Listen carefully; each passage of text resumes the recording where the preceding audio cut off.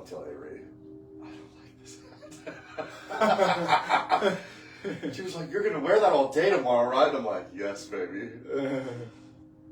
All right. So this is live on your page? Yes. Yeah. Daniel. As you get on here, go ahead and just take a deep breath, whether you're watching it live or on the replay today. And take a breath and drop down into your chest, and whatever you got to do to let go of you, to get into the now, do it. Do it. Say a prayer. Throw up your hands in the air like you just don't care. It doesn't matter to me. But we're going to talk about a lot of cool stuff. Maybe some personal stuff that's going on in our life. Obviously, some cool stuff. We've had a relationship for multiple years with some really interesting seasons. And we're in a new season. And I think that's the main reason that we're live today, is to talk about a new season and what's here and what's coming. And it's going to be good. It's going to be good. If you're new to this page and you're new to me, my name's Daniel Thornes. I am a pastor of a church called Christ Grace Church in North Houston, Texas, that has a discipleship program online called The House of One on an app called School that is for education and community and shared life. And it's really, really cool. And last thing real quick, just sharing it in the House of One group. All right. And who are you, man? Yes. All right. Daniel David, I am.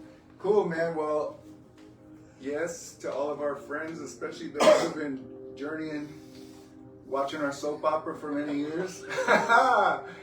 To anybody who knows me through my music or lives, which I really don't do too frequently right now, but just over the years, we are just looking forward to flowing and sharing, maybe reviewing a little bit about the year and some stuff that we've encountered and went through, also prophesying going into 2026, believing we're prophesying that those kids in the other room right now.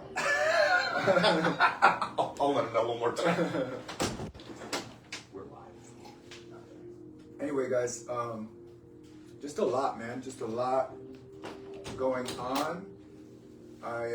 Me personally, I've probably traveled more this year than ever in my life. I've got to share, entangle with, and connect with more communities and tribes ever in my life. And I've taught or preached less than I have for the last 15 years, or whatever, any period in there. And I've more just been going to connect, experience who people are, how they are, receive, see what that reflection is unto me, to have that added unto me. There hasn't been a single place that I've been to that I haven't learned more of myself, who I am, and to be able to honor and be excited about what I see and experience through all these people, to the point where it's like constantly like, oh, is this the epitome? Is this where I'm supposed to be? And then you get to the next place and it's the same feeling. And then the next different, distinct place, but it's the same feeling, because every place and every person is a reflection of you, right? And so it's been an interesting thing, because I'm a talker like you're a talker. It's nothing to do a live for 2 hours. But to just go to places where you're invited and to be embraced, and to have nothing that you have to say,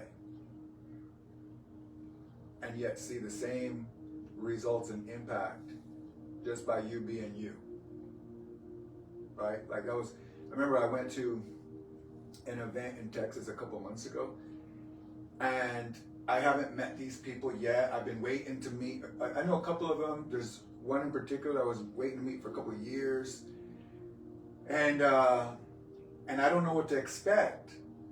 And I'm thinking, maybe they'll ask me to sing a song, right? Or I don't know if they're going to ask me to share something. Like, I'm always kind of ready if that presents itself, but I don't know what to expect. And I'm like assuming something. And then I'm there for 5 days, immersively together. And while there were certain times that came up where we were playing music, maybe I sang a song or something, there was no direct invitation to do something, which was really cool because I just was being me. But the impact that made, I, for weeks, had messages, people tell me how much, you know, and I think a lot of times we don't believe how much just being you can impact people, you know. And so, yeah, so we just want to flow a little bit today. Like I said, it's been a really interesting year, especially the last 6 months, right? And I think that we just want to speak life into the body and encouragement to the body and excitement about the year to come, because I think everybody's feeling it in one way or another. I think everybody who is in any way in tune with Christ within them and the kingdom within them undeniably feels stirrings and shakings and like an excitement of energy of something that nobody actually has the capacity to identify what it is, what's coming. But it is something unprecedented and brand new. And it's something that's just happening to the whole collective, you know? So what about you, man?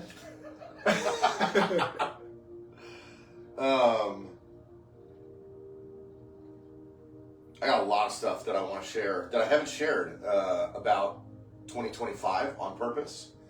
I'm not going to exhaust it because there is a lot of new things that I want to talk about into the future, and not just like living in the awesome testimonies of this past year, but it will make some things clear for a lot of you that have been following me. And I'm going to say a prayer because something that I don't mean to do, sometimes kind of minimize stuff, sometimes kind of exaggerate stuff. And I know when I invite God in, I'm just more aware of accuracy and truth because it's what I desire when I'm tuned in. You know, it's not about looking big or awesome or not looking bad or any of that. It's just about truth, and that's what I want to give you guys today. So I'm going to say a quick prayer. Father, we thank you for Daniel David. We thank you for probably one of the most potent, powerful, challenging, triggering, truthing, and transformative brotherhood relationships I've ever had in my entire life. And as of today, I can say that it has brought one of the greatest works in my life for me to become the best version of me. So I just want to express gratitude for Daniel David and all of his high truths that he's presented to me, the mirror game to look at stuff in me that I don't want to look at, being my adversary at times to help me grow, and just very, very grateful, Lord. And may we as one bring you glory today, in our stories today, in our prophetic words today, in our declarations today, and help me, Holy Spirit, be the filter between my mind and my mouth. Let everything I say be accurate and honest, full of spirit and light. In Jesus' name, amen. So, in 2025 is a very, very big year for me. I entered into a covenantal relationship with somebody that I love dearly. We love each other still very much. We're just in a massive season, both of us, of consecration and healing. And really focused on getting out of old patterns that were brought up that only an intimate relationship can bring you into. And that was really intense. And that was in April, early April. Something that I haven't shared a lot publicly is in early April as well. I received a letter in the mail with legal allegations and accusations against me from 8 years ago.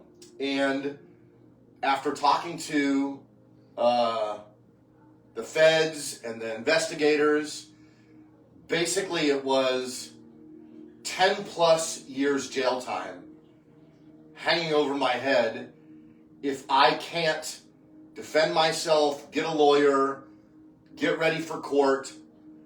And it was the most oppression I've ever felt in my entire walk with Jesus. I've had people shoot at me with guns. I've been in physical fights with people possessed by demons. And this was the worst oppression I've ever felt by an unclean spirit or a principality or a power or a negative energy or however you want to frame it or name it. It's horrible. And I knew that it was time for me to go through something like this with just God and not make it this big public spectacle, because what do I really believe? Do I believe the testimonies of my past about the lion and the bear?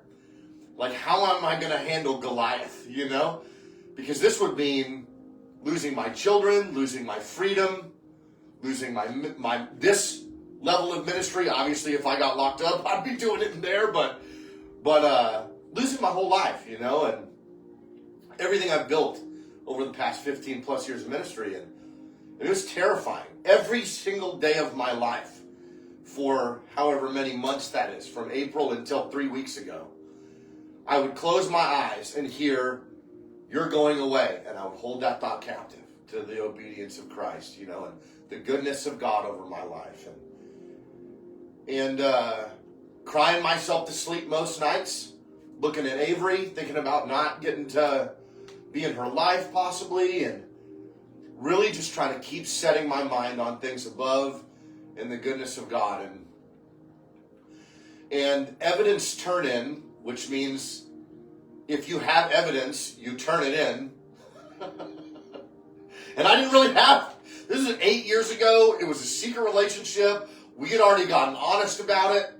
I told 17,000 people.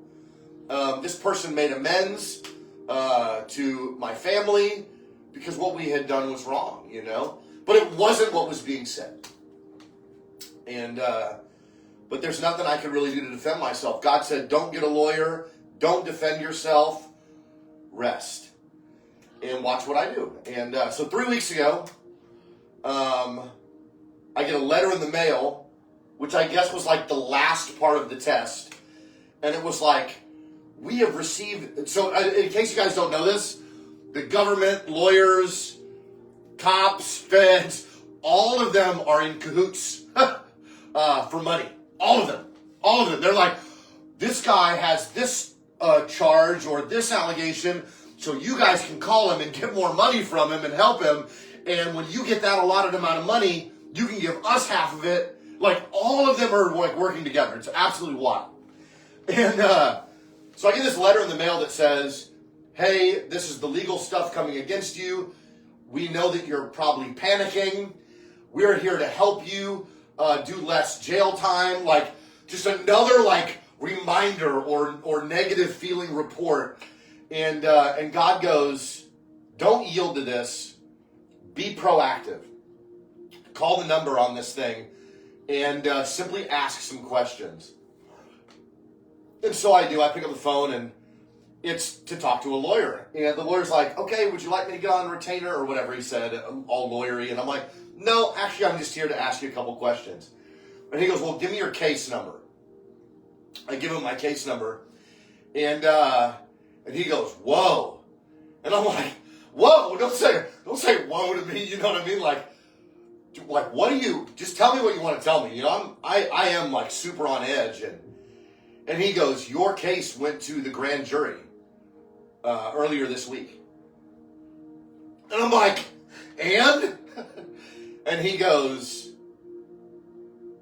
the declaration from the grand jury is no bill. And no bill means They have nothing on you, no offense against you, no charges against you, no proof against you, and you are totally exonerated. You are totally clean from all of this stuff since April. And it already happened earlier this week, and nobody, I guess, told you. And I was like, wow.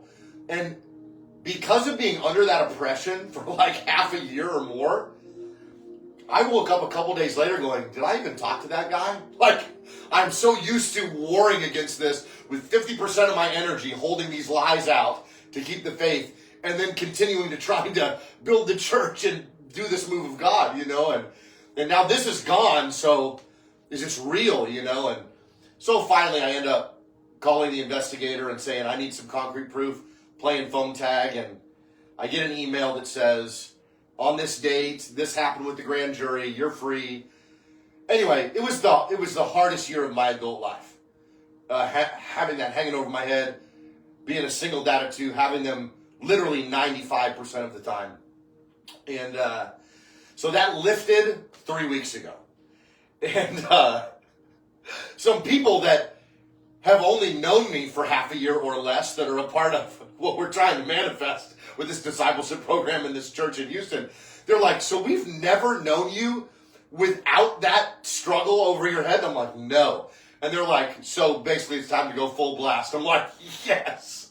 Because now I don't have to hold that up, in faith. And so we've launched a whole bunch of stuff, really excited about it. We can talk about all that stuff like when we close this, so you can engage all of his music and the stuff that he's doing with his creatives course and the stuff that we're doing with the school on this app. But the whole point of that testimony is God wanted me to do that with him. I even reached out to like my spiritual father and some other people, and there was almost like no response to it. And God was like, I want you to do this with me, And of course, if anybody's ever gotten to a Goliath level giant in their life, and then seeing God come through, that's it. That's what you needed to manifest your next. You know what I mean? And so I could not be more excited about 2026. And that's probably the most challenging thing I've gone through in my whole life. And to God be the glory. Didn't have faith in the system, the lawyers, the defending myself. God is my vengeance. God is my justice. And even though I was innocent to what was being said, I want to let you know, in a measure, even if you are not, God says you are, and you can have faith in his goodness, even on that next level of threat in your life or whatever. And because he's good. And something that I want to say before we talk about the body, because I know we're going to talk about the body, because we discussed a lot of that last night, and it was really powerful, is God says, and for me, because of Christology, because I am rooted in Christ, that's the center of my life and all life, in my theology and my doctrine, Christ is in all and through all. We're in Christ, living, moving, and having our being. Christ is in all of us, the hope of glory. Whether you've been born again to remember your origin, that's still your story, whether you are awake to it or not. And he says, even if you are unfaithful, I am faithful, because I cannot deny myself.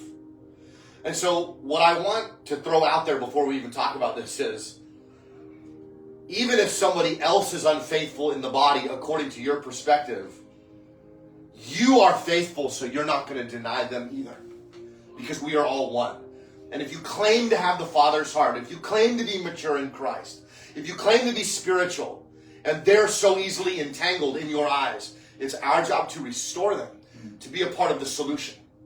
And so to deny them is to deny yourself and to deny a part of God. And that was something I meditated on after we had talked yesterday that really hit me. God was like, if I say this about you, then you need to say this too.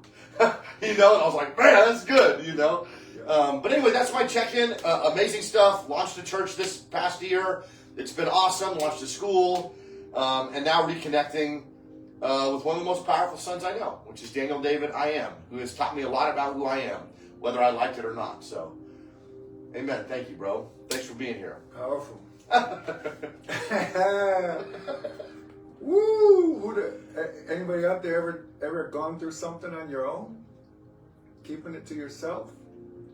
And like you said, like the paradox is the burden, the weight of it, but in that same experience and moment is the opportunity to let him carry the burden and experience that yoke is light even in the midst of whatever the heaviest thing, right? It is what we say it is. Whatsoever a man thinketh in his heart, so shall it be. So shall it be. And my mom and dad did know, and Jess knew, and some people in my tight-knit circle, obviously. But as far as, hey, I'm reaching out, help me, look at what's going on, none of that. Yeah. Did you know? No, I didn't. Okay. And this is my dude. You know what I mean? Like. And I always go back to when it says Adam was placed in the garden, he walked around, he named everything, and whatever he called it is what it was. Ultimately, I think that every single one of these experiences that we're going through, every single thing that you're going through, while yes, you may be able to pull spiritual principles out of it and extract meaning and revelation, you're actually the one assigning meaning, right? But, you know, we're trying to make sense. What's the meaning of life? And we're trying to assign meaning and name everything and extract. It's so funny, right? We're naming everything. The tree of the knowledge of good and evil is thinking, if I can put labels on everything, it'll bring me more freedom because I know what's going on. Control. But the tree of life is actually bringing you to the awareness that, hey, dude, you're the one naming everything. So you're actually the one assigning meaning to everything, and that's the thing that breaks you free. You will know the truth, and the truth shall make you free. We think it means free from the devil, free from the demonic, free from darkness. It's free from you. You're getting broke free from your beliefs, which you established when you agreed that this is this, this is this, this is this. And we get confined when we define, and we need to be broke free from the story that I got. This was a good one the other day. You are the authority. You have the authority to be the author of the story. Nobody else has the capacity to write your story or change your story. You got the pen in your hand. And until you can see that and take accountability and responsibility for that, you'll be bound in the experience of the way you've defined it. You know, and so all those challenges, opportunities of navigating through things are nothing but a constant series of opportunities to choose how we will see it, how we will define it, what we will declare about it, and step into the experience that we're co-creating with God. Whether it's free and promised land, or whether it's impending doom, or whatever. You know, I always tell my wife, she's like, but I'm like, but that's because you're thinking. Because the thoughts that you entertain produce feelings, right? Yeah. And so it's like, you got to backtrack beyond the feeling to the thought that you are agreeing with, that's producing and releasing that energy in your life. And at the end of the day, nobody's doing it to you. Nobody can make you feel. It's what you're agreeing with that releases a feeling, releases a frequency and an energy and motion in you and through you. And so everything is getting us back to that center point where we're seated, we're observing, and we're taking authority and accountability for what we are saying about what's in front of us. You know what I'm saying? And that's the only way to come to full reconciliation, is to come to full accountability for what I am saying about what's in front of me.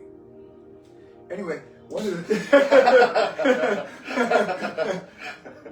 things that I wanted to share for me, because I know like one of my downfalls, with full good intention, I've always known since I was a kid, I'm here to be part of something big. I'm here, even though rapture theology was preached, immersed in me as a kid, end times eschatology, left behind. I was always thinking I was going to be one of the ones left behind, but there was this other part of me. See, I'm noticing more and more like the things that came at me from the outside, yes, they were patterned into my program, man, and there was residue for a long time that would want to come up in thoughts.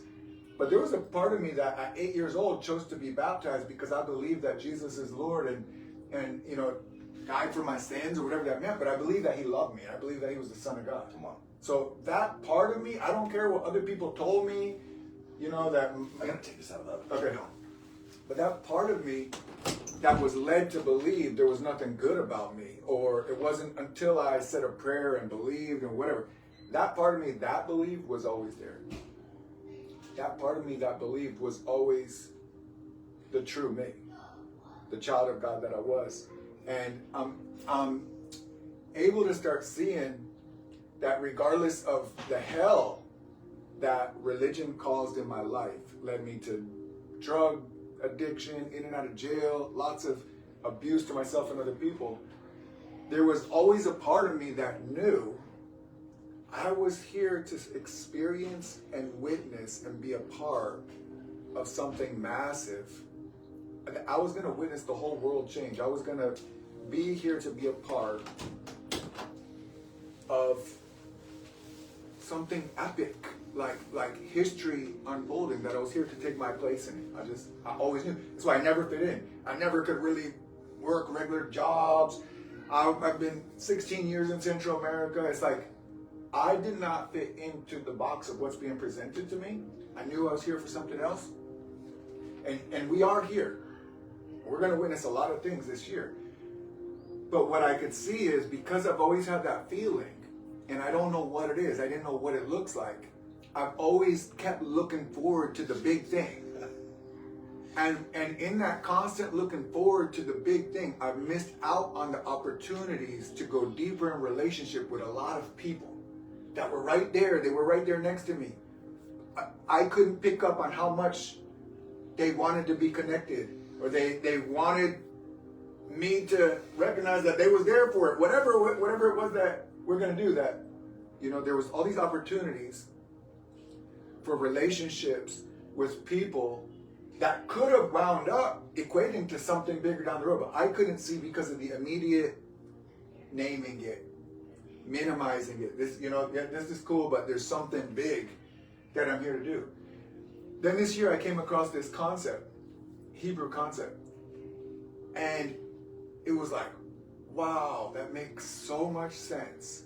And like just last night I was realizing like, that probably played a big part in this turnaround of what I'm experiencing. I told you that I'm going through this spiraling, a reverse spiraling that's bringing me back around to all these situations, and all these people are being brought back into my life, literally like chronologically in reverse order. I don't want to say it's undoing, it's revisiting all these places and all these people that I've encountered in the last 5 years, and it's bringing it all back around and allowing me to reconsider what I call it, the way I see it, how I choose to engage it, the value that I see in it, right? And what made me start thinking about is, I found out that in Hebrew, like in the West, we think of the future is ahead of us and the past is behind us. I don't know if you know this. Yeah, linear thinking. Yeah, but in Hebrew, the word for past actually is what's in front of me. Because you can see the past. The future you cannot see. It's unseen. So actually the word for future means behind me. Okay? This might go over your head real quick. You need to catch this because it's really powerful, because when you keep the past in front of you, you're able to steward it. It's constantly able to speak to you wisdom. It's constantly able to remind you the things that you've walked out, the things that you learned. It's constantly keeping in front of you the relationships that you have already. Instead of seeking something that you think you don't have yet, it's keeping you responsible and accountable for upkeeping what you've already got. Because what's the point of having it if it doesn't get taken care of, right? And so then acknowledging that the future is actually like what's behind you, because you have no clue. A man makes his plans, but God orders his steps. You don't know. You can imagine, you can co-create and all this stuff, but at the end of the day, tomorrow you have a car wreck. You don't know. But what you do know for sure is what you've experienced. What you do know for sure is your testimony. What you do know for sure is what you've walked out. So the people that you've met, the relationships that you've established, the places you've gone, the lessons that you've learned, I started imagining keeping that in front of me, and that actually being the goal and the purpose, of what I'm here to experience, instead of some hypothetical thing. And I didn't recognize it right away, but in the last many months, all these people and all these places and all these things have been coming back around and appearing in my path, appearing in my life, and giving me a second chance to decide what it's going to be, or the value that I place on it, or having a second go at things that I thought were over and concluded. And literally, I'm talking to the point, like, I can't think of many relationships that aren't swirling back around. I mean, even in the last days, like phone calls, I'm like, what the heck? It's been a couple of years. And it's like people jumping right back in where it left off. So why I wanted to talk about 2025 and 2026 right now is like looking in front of us at what we've walked out and what we've experienced. And I'm just sharing personal ones to challenge you to do the same. To look in front of you at what you've been going through and at what you've experienced and at the relationships in your life, and have a honest evaluation and assessment and extraction, so that you can launch into what you don't know, fully equipped and with all the goodness and with all the jewels and with all the gems and with all the tools at your best into the unknown, right? Yeah. And so when it comes to that spiraling, that revisiting and that reconciliation that I'm experiencing, we're coming up on 5 years since I released Glory Into Me. In about 2 weeks. I think it was January 12th, 2021. And I released Glory Into Me January 2021. We've got some crunchy cinnamon toast crunch, ooey gooey casserole that Daniel's responsible for right now. Super hot, don't touch that. When I released that song, I was not thinking in any way a large majority of what has transpired in the last 5 years would, you know. And that song led to you finding me and reaching out to me. Obviously, a lot of people, okay? Still to this day, you know, it's amazing. I just went out on the roof and your son's up on the roof playing it with my son. But that song led me to connecting with Kirby and WOW and going on this journey. I was not looking for community. I was always the person thinking about building tribe. Like, you know, like once again, this big thing in front of me. I don't know necessarily what it is or how to do it because I don't really have the experience. And I didn't have mentorship and people showing me how it's done. And at the same time that I met Kirby, I met you. And if I be honest, we were both at very jacked up places. You know what I'm saying? Without being able to see necessarily where we were at. And, you know, we went through a lot of toxic stuff, the triggers that were necessary. And he told me, Daniel, I hate to be the one who has to tell you this news, but it's never going to work out for you guys until you learn structure and order. And I'm trying to help you out. I don't want to rule over anybody. It's not what I'm here to do. I'm just trying to help you guys to learn and understand structure and order, because if not, nothing you start will ever last. And I can be honest and say in the last 5 years, I've started multiple things that didn't necessarily last. I've seen you go through different seasons and phases.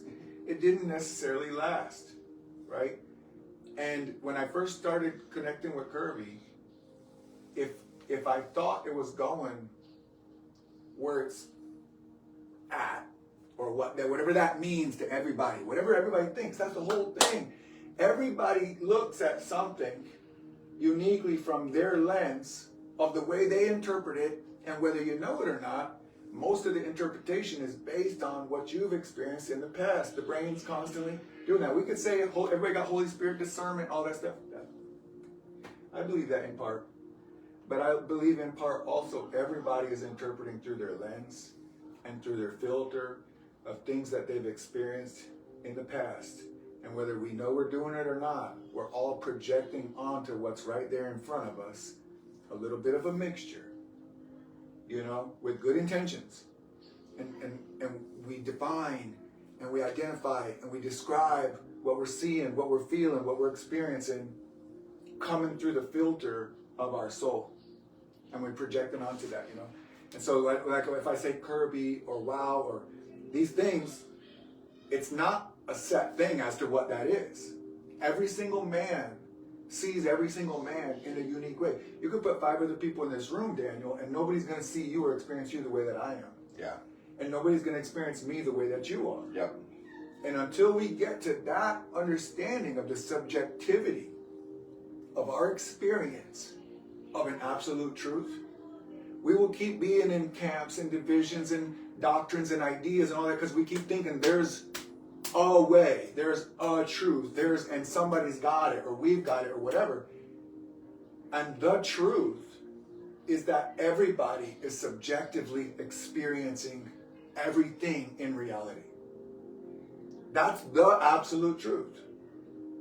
That everybody is subjectively experiencing and deciding how they will define and confine what's in front of them into their words and labels.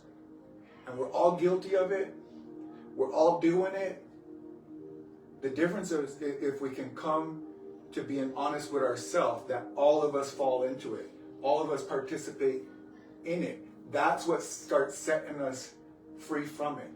And we can be okay with the fact that it's still going on as long as we're humble and we acknowledge, I do it too. Yeah. I do it too.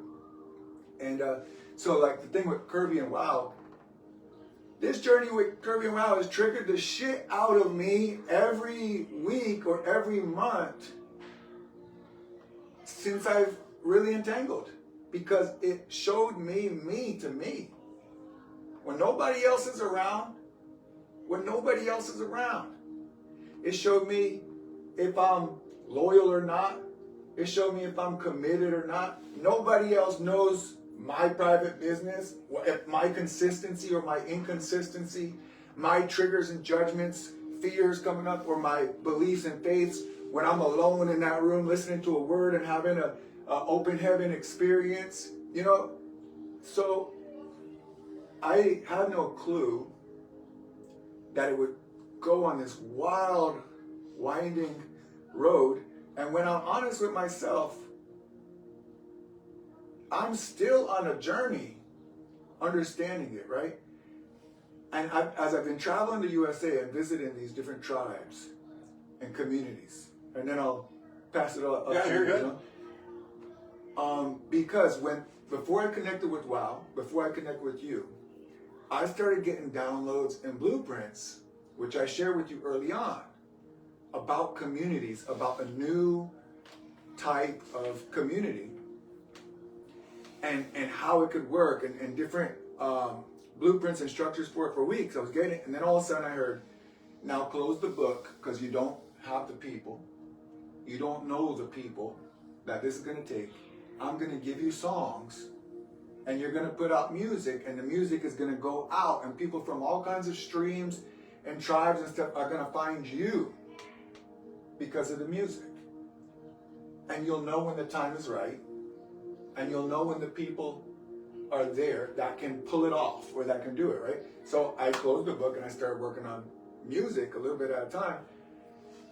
And so in my heart, I was never looking to be a part or loyal to one tribe.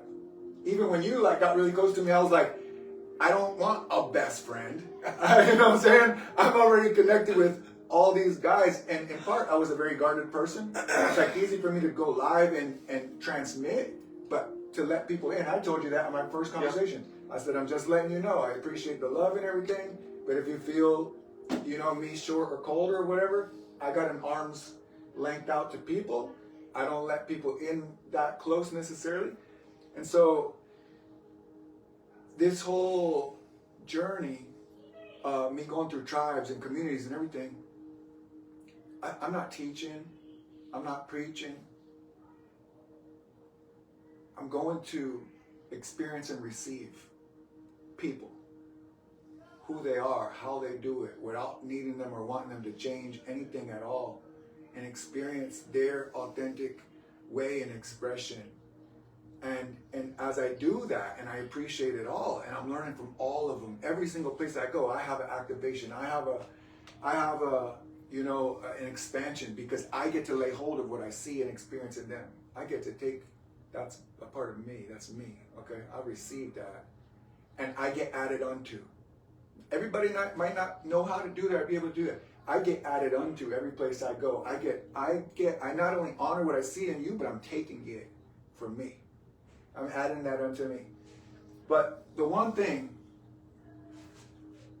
when I look at each of these people, each of these leaders, each of these beautiful expressions, when I ask the same things, when I look at Kirby, and when I look at WOW, and when I look at what it means to me, because I assign the meaning. I am so powerful that God has entrusted me with the power to create my own world. I establish the law in my life. I create worlds with my word. I give meaning. I assign and ascribe meaning to everything in my world, and I'm the only one responsible for it. And I take responsibility for what I say and the way I see things, and growing in my capacity to stand in my knowing and in my personal experience above and beyond other people's experience that I honor and that I love. But to go in my knowing beyond believing other people's experience. And when I choose to honor the best in everybody and the good that I see in each person and the strength that I see in each person,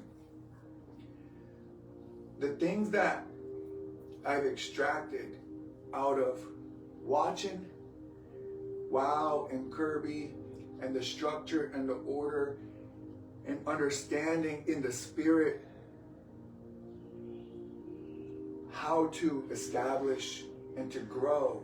It's what I need to know for the blueprints that he's put in my heart and in my life for what I'm here to do. And everybody else might not be here to do something on that scale. And that's okay. And when I take what he said to us, you need to understand structure and order, it's because I know that we're leaders. And I know that we're pioneers.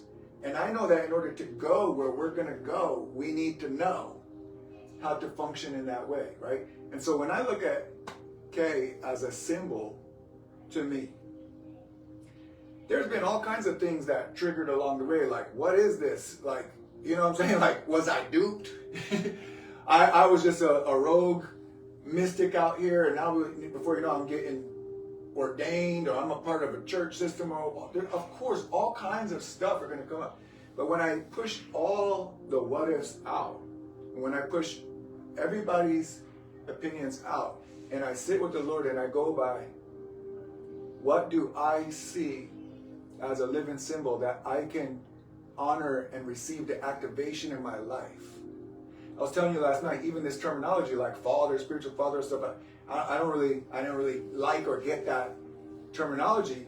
But the early church fathers, the desert fathers, right? John, I write this to you, fathers.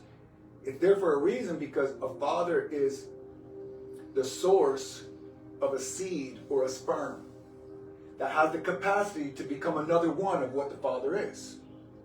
When you look at a person, not as a man, but as a revelation that can become an activation. Not as greater than you, not as bigger or more than you, but as a mere reflection of you, just like Jesus is a mere reflection of you. Whatever you can see in that person, whatever you can see highlighted in the strengths or the abilities or what they have are displaying to you, when you honor that, it gets added unto you. It gets activated. It's like a seed. The revelation that comes through an image. That's if we can't stop separating Jesus from each of us, that we can each be the same thing Jesus is, which is an image that releases a revelation to whoever would believe that whatever you see in me is already inside of you in pure potential. The observer effect, because you look, it appears, seek and you will find. Whatever you see in front of you, seek it inside of you. And it will come alive and activate. So it's a way of, it's not somebody that's above. It's somebody who's pulling you up and calling you up. That whatever you have the faith to see in me, I'm declaring that it's in you. Step into it. You know, and so I'm just, I'm grateful for this whole journey. I'm grateful to have been able to invite you into it. You went crazier than me. You know, when I feel like I'm still many months like tiptoeing into, and maybe it's like in hesitance to what my full potential is, because I'm comfortable with little ragamuffin tribes. I'm comfortable with 15, 20 people. I'm comfortable, I was comfortable just being on my own. And then it's like we got a little tribe together. That's easy for me. To get uncomfortable, to see yourself in a way that you've never seen yourself before. I got all these people telling me, we believe in you, we see who you are. That's okay, I'm receiving that. But for you to come into agreement with that and to step into a new level or new place also means you're opening up the potential of failure, quote unquote, right? And or not living up to people's expectations or all that mental stuff that comes with it. But I'm just so grateful for people that I can look to, that regardless of anybody's, including my own, opinions, that when I look with honor to see what I can see, I know that I can do that too. I can do that too, and I need to draw on that and pull that into myself so I can step fully into my calling, into my destiny for 2026. And so yeah, I mean, we just had some great conversation last night. It helped bring a lot of resolve, you know, but what do you? So the first thing that came up that I'd like to do is confess that there is a story that I've said in my head, and I've been slowly compromising with my mouth about an interpersonal relationship in my life. I'd probably say I have 5 to 10 people that are in my inner circle, you know, and they are literally being what I've been thinking and saying, and it's all my fault. Like, everything was cool for like 6 months in this interpersonal relationship, and all of a sudden it's going haywire, and I'm sitting here inventorying as he's speaking, because realms open up when you honor words, and I'm seeing it's all my fault in a healthy way. It's not, oh, it's all my fault. It's responsibility, you know, that I'm creating this reality, and it was cool because as I'm fully seeing that, I realized why upstairs, when it first started hitting me, I started releasing a different word. As I thought about this person, I was like, no, I need to be thinking and saying something different if I want it to be different. And I know that sounds very 1 + 1 in elementary, right, but how many of us are really doing that? Or are you just, they're saying this thing, now you're saying this back, or you're having to react, or you're now willing to attack the way they're attacking? And if I ever want that to stop, I have to stop. And so that was really, really cool confirmation for me, because somebody, again, that I care about, that's been in my life for over 10 years, and here I am having thoughts in my head that God doesn't have in his head about them. And so now they're being something that God doesn't say about them, and I realize I have the mind of Christ. I'm why this is manifesting in my life. And it's really cool. And so I wanted to just confess that, and which also makes me more aware and care more about that relationship, the way I think about that relationship, what I say about that relationship. And that is bringing an activation to all of you for your interpersonal. Well, this person's always, you say they're always like that. They will always be like that if you say they are always like that. And then the next thing that I wanted to say, which we already broached a little bit today, is this dance that I've noticed that for some reason we have not solidified, at least from what I'm observing in the body of Christ, where we're supposed to be sharing life and honoring everybody's unique life as a reflection of Christ, which means it's supposed to be different. Like it's by divine design planned before time, it was supposed to be different. Daniel David's not supposed to look like me. Kirby's not supposed to look like me. I'm supposed to look like me. I'm a different part of the body. It's supposed to be that way. And so when I have someone like Kirby that is a hybrid, a compassionate father, but it's not just intimacy, it's purpose, it's progress, it's pioneering, it's moving forward, it's changing the world. He's supposed to be that for me to bring inspiration. And then I have another part of the body that's a little bit more gooey. You know, like, who's that gaining ground worship? Johan.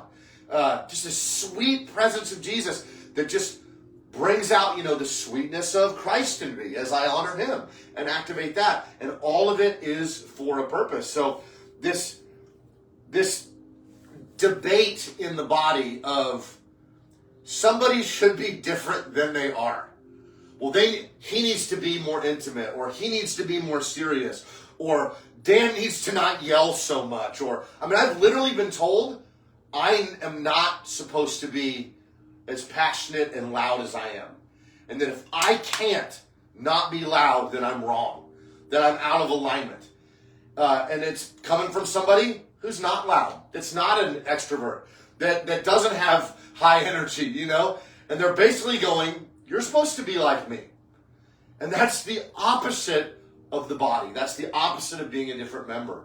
And so I just want us to remember as we are remembering and coming together to become one, because that's how the world is going to know, according to John 17, that God sent the Son, and that's what's going to bring the revelation that changes all of creation, that we are all one and we're supposed to be different. This is the way it's supposed to be. And this is supposed to trigger judgment in me. So I can get that out of me and I can accept your expression of divinity. You know, and that's kind of the, you know, how willing am I to tell myself the truth? 2 John 1:8. Look unto yourself so you don't lose the things that you're working for, because you are working hard. Some of you guys are in real direct frontline ministry, and it's hard at times. And I don't want you to lose what you're working for, because you think someone's supposed to be doing what you're doing or supposed to look like you. And the truth is, everybody's doing what they're supposed to do, even if you don't like it. Because every moment was written before it ever passed, and everybody was fearfully and wonderfully made, and everybody is playing their part. And if you are called according to God and called according to his purpose and you love him, it's for your good. The challenge is, how much can I align with that and believe that when it's not fun? How much can I believe that when I get a letter in the mail threatening my freedom? Am I willing to go engage heaven and see this person that is literally seemingly trying to destroy my life and see them the way God does? And I'm here to tell you, that's probably why this all got dismissed. Is because when we engage heaven in the mornings, Justin Paul Abraham will say, tell God you're willing to see whatever he wants to show you without your agenda. And almost every time I saw this person, that is the reason I got that letter. And every time I saw them there, I saw them as perfect and forgiven, and I would go hug them, and I would decree, I love you. And I guarantee you that affected and infected that situation with a greater result. You know what I mean? And if we can have that lens of the Father while we're out here sharing life, then Daniel David is supposed to be totally different than me. And that's how I get to grow in an area that I'm weak in. And it's divine design that way. They're supposed to be different, you know? So, the body coming together in 2026 and really getting over some real big basics. We've said this, I've preached these sermons for now over 15 years, and I'm still preaching them on Sundays. Judge no man according to appearance. Are we doing that? All the time. Judge no man according to the flesh, which means appearance, what they're doing, what you're judging by what you're seeing, instead of what God is saying to you, or what's already been said.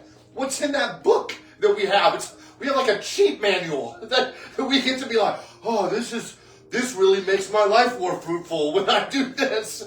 When love covers a multitude of sin and I partner with him, everything's better. I feel better because I'm in agreement with love, because I would want that done to me. And let's just say that person is as evil or as bad or as demonized as you think they are.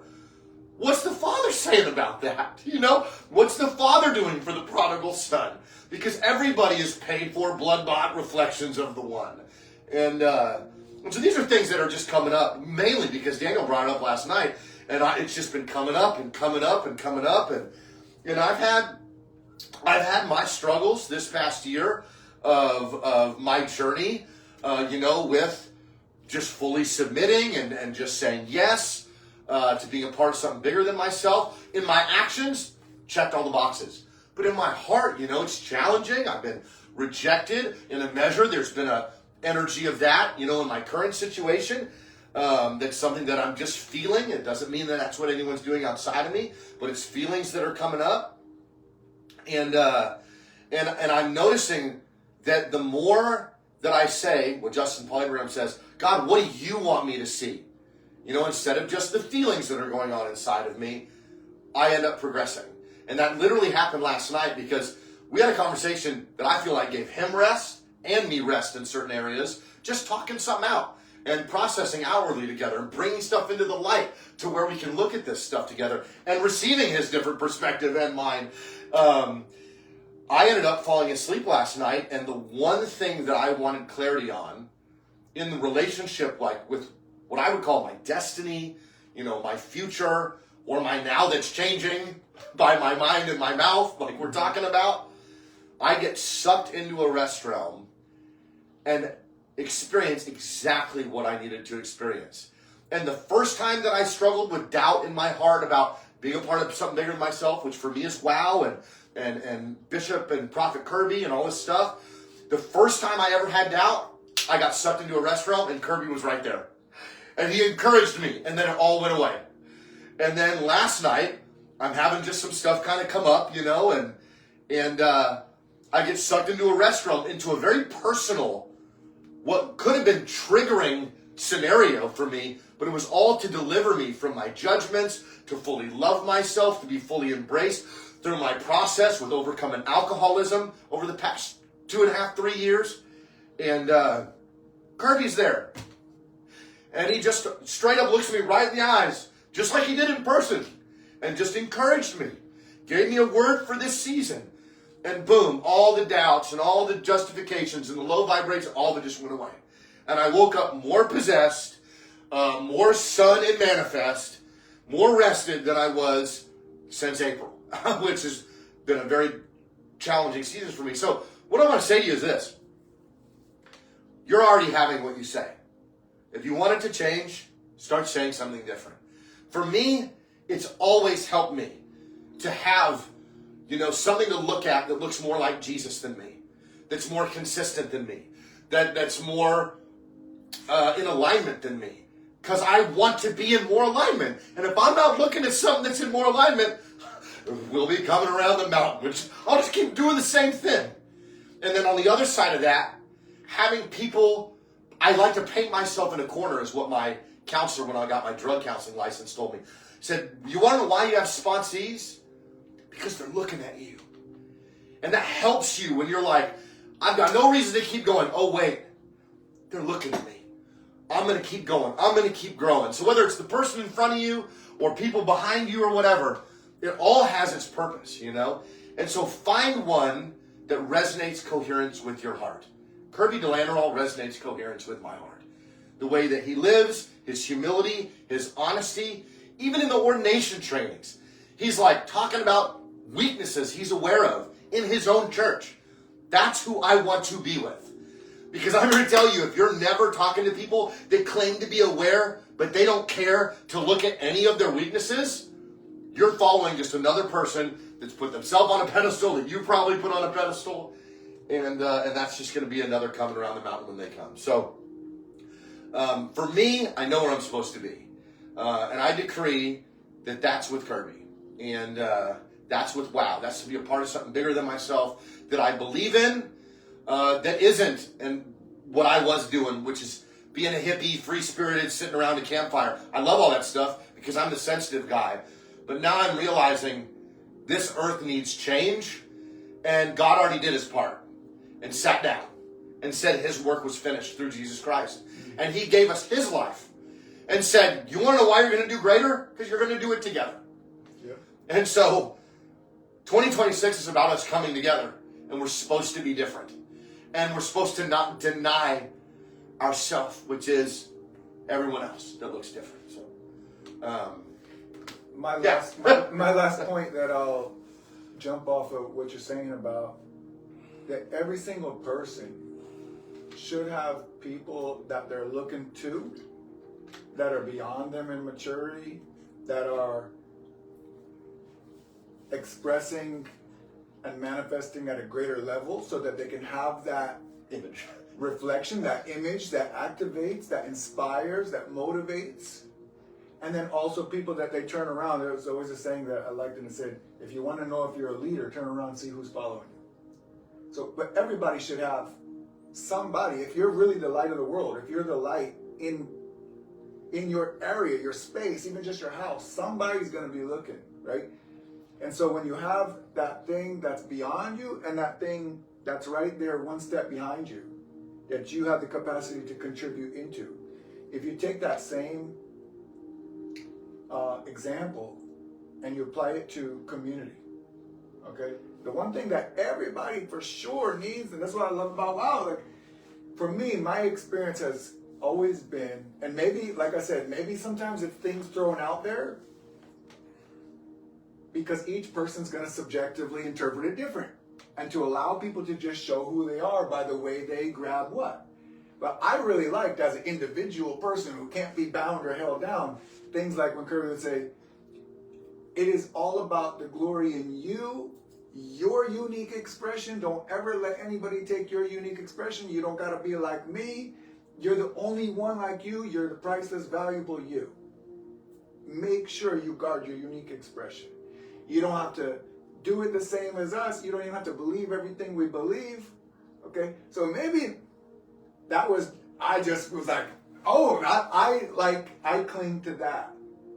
But as I grow and mature, I actually want to be more like in different ways, because I'm able to see beyond my individual expression, and I'm able to see these universal traits and recognize them and honor them, because I want to be like that, or I want to be able to do that more. And so I actually draw closer to be able to extract that, right? But on a community level, every single one of our unique expression is the most important thing, because that's the only thing that you can authentically give to community, to tribe. Okay, and I'm all about community tribe. If you've been following me for any amount of time, I'm all about community tribe.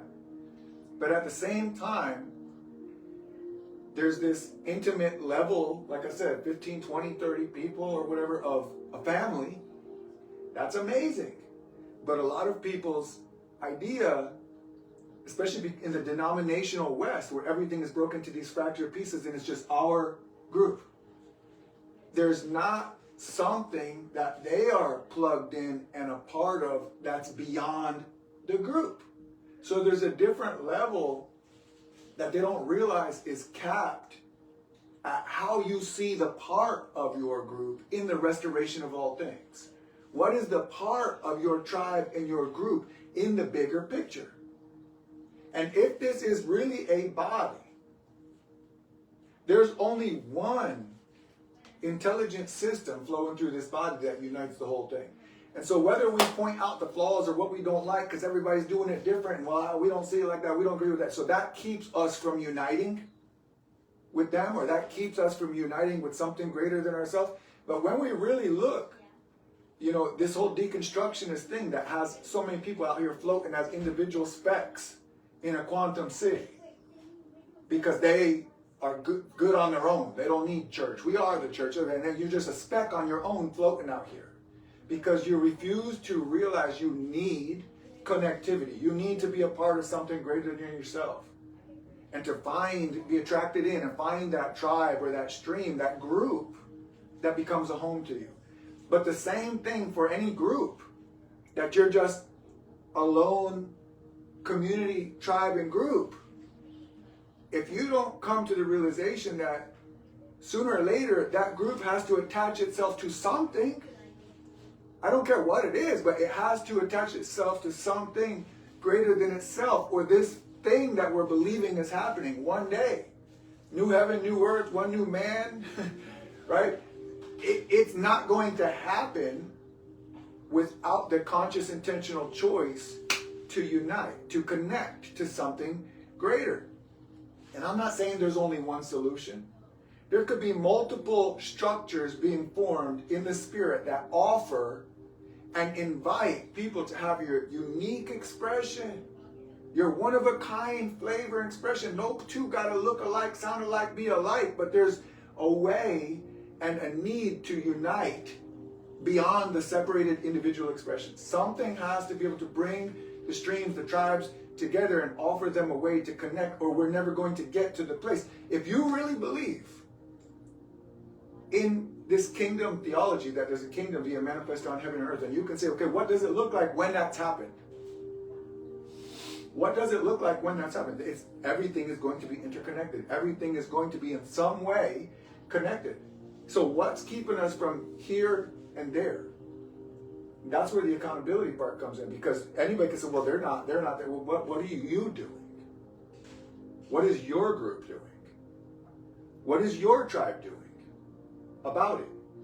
What are they either connecting to or creating to offer a solution? If you don't believe in the options out there to connect to, then that's a problem. And if you're identifying a problem, but you're not coming up with a solution, what is it you're doing? You know? And that just kind of like, to me, it's just kind of like the end times rapture. It's no better than end times rapture kind of thing, because there's no solutions to the problem. So we all just stay weak and powerless. This is the last thing I put right here. Stand toe to toe with the beast system and dragon. If somebody's not producing a solution, an idea, we all know that this dark system, this twisted, perverted, manipulating system that's thousands of years old and very organized and very wise in intentionally manipulating the people on earth, and all of creation is crying out, where are these sons of God that will stand up and manifest? Because if they don't, we're all going to be raped, our kids are going to be freaking, shackled in digital prisons and all this stuff, unless we stand up and do something about it. And I hate to break it to you, but your little community of 20 or 30 people is not the solution. I don't care if you ascend, if you go up into heaven and you govern together, that's not doing it, and that's not going to stand against a well-oiled machine that is covering the whole earth. It's only when the sons of God begin to unite and connect the streams and the tribes, and something begins to be organized and structured enough to stand right up against it, toe-to-toe with that beast dragon system. That's right. With a higher frequency. Yep. And to not back down, because perfect love casts out all fear, and have all the tools that they have and more, because we are the origin of it. We are the origin of it, of all of it, and it's all inside of us. But if we do not unite in the same way that they are deeply, deeply united, compartmentalized, you know how many different brotherhoods and organizations are out there? They're all different, but they know their place in that body and in that structure. And they work together methodically to do it, to keep what's in place. And until we get honest with ourselves and over ourselves, and realize, regardless of our tribe, our stream, our group, we need to find our place in a greater organized structure so that we can offer who we are and what we carry to the solution, to this thing that, the veil's been lifted. Everybody knows the darkness. Especially since COVID, everybody knows what's going on. So if you're not producing solutions that are actual, practical, realistic, and possible, what is it that we're keeping these 20 and 30, 40 group people and tribes hoping for? It would go right back to hopefully Jesus come and save us or come and take us, because there's nothing that we can do other than try to have as much peace as we can in the storm. But that's not a hope for humanity and for the earth. The earth is waiting for a kingdom to be made manifest and established, and that requires unity, co-laboring, co-creating, communicating, common unity. Commitment. Yeah. Covenant. Yeah, so,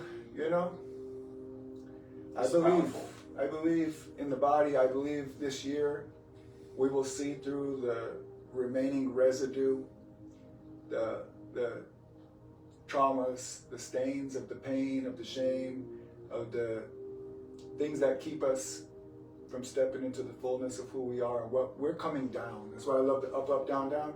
We're coming down to embody and manifest in the flesh that kingdom of light, and to make it on earth as it is in heaven, and to make manifest, invisible, and established the things that he reveals inside of us are possible, which is all things with God, right?